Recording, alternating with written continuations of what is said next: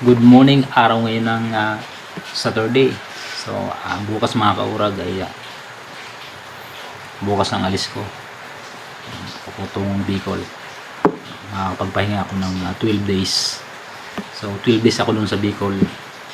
At siyempre, kailangan natin magpahinga dahil masyadong tayong stress dito sa ating work.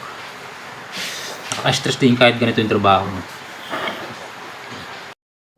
Saka syempre mga kaurag, unang-una namimiss ko na yung mga magulang ko. Kaya gusto ko makabanding naman sila. Masisilayan ko naman muli ang ganda ng Liyang na ngayon ay mas pinaganda pa. Maganda na dati yun pero ngayon mas pinaganda pa. Kita-kits mga taga-Liyang, mga maurag.